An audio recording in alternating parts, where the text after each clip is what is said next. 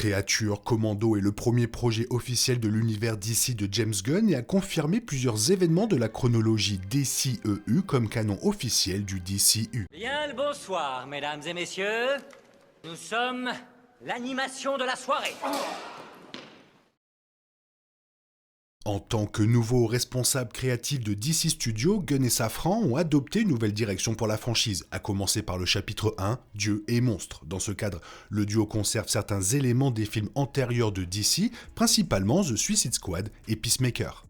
La saison 1 de Peacemaker et Suicide Squad sert de base au DCU, prouvant que le style distinctif de Gunn était idéal pour l'orientation future du DCU. Les personnages et événements de The Suicide Squad et Peacemaker façonneront directement la franchise, notamment dans Créature Commando, qui fait suite à ces récits. Au fur et à mesure que la franchise continue de se déployer, elle confirme les événements précédents qui sont maintenant considérés comme le canon officiel du DCU.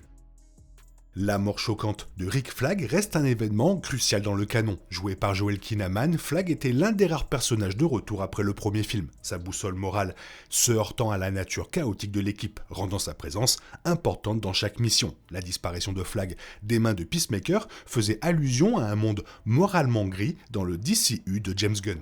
Peacemaker tue Rick Flag pour aider à dissimuler l'implication des États-Unis dans l'expérimentation humaine dans le projet Starfish, travaillant sous les instructions d'Amanda Waller, mais aussi parce qu'il pensait que révéler le projet au monde provoquerait des troubles à l'échelle mondiale. Néanmoins, cela a constitué le catalyseur du développement du personnage de Peacemaker alors qu'il est aux prises avec ses actions tout au long de sa série solo. Créature Commando a confirmé qu'il s'agissait du canon en présentant son père, Rick Flag Sr., qui discute de la mort de son fils avec Waller dans l'épisode 1.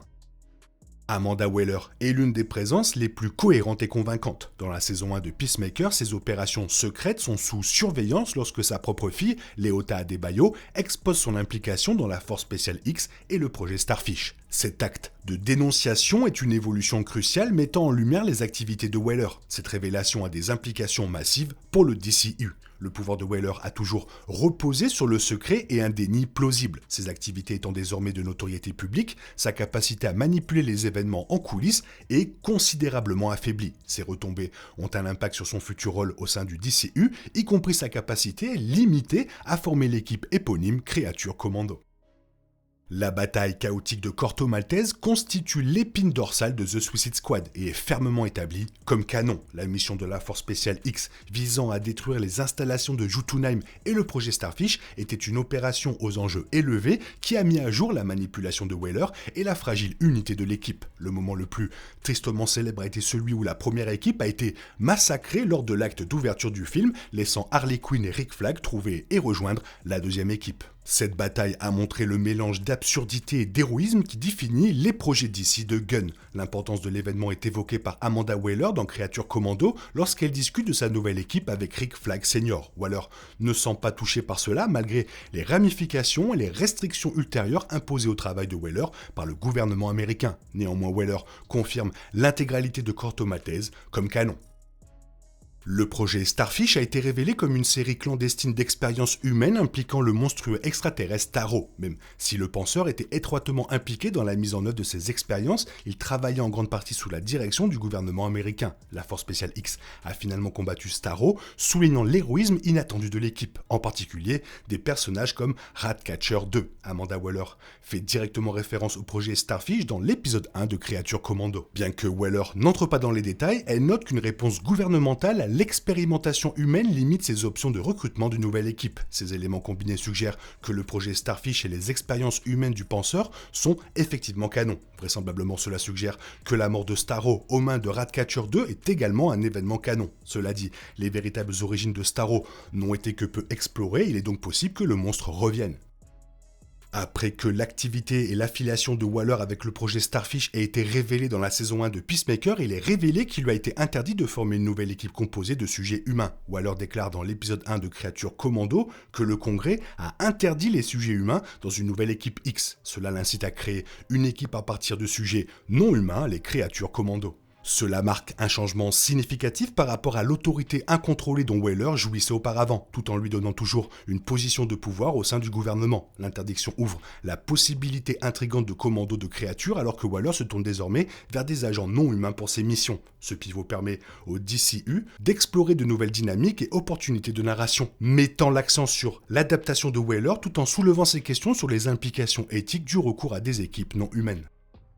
La scène post-générique de The Suicide Squad a confirmé que Weasel a survécu à sa mission Corto Maltese, bien qu'il soit présumé mort après la séquence d'ouverture du film. Sa survie témoigne du penchant de Gunn pour les rebondissements surprenants et prépare Weasel pour de futures apparitions dans le DCU, teasant le retour de la créature. Weasel fait donc partie de l'équipe principale des créatures Commando et apparaît partout. Waller considère Weasel comme l'un des rares survivants de Corto Maltese. Cela confirme non seulement que sa survie est le canon officiel du DCU, mais il se retrouve également à l'intérieur de la prison de Belle Rêve. La nature imprévisible de Weasel et sa présence sombre et drôle, sans le vouloir, en font un choix naturel pour le style de narration de Gunn. En confirmant sa survie en tant que canon, le DCU garantit que l'un de ses personnages les plus non conventionnels reste une partie de son récit en évolution.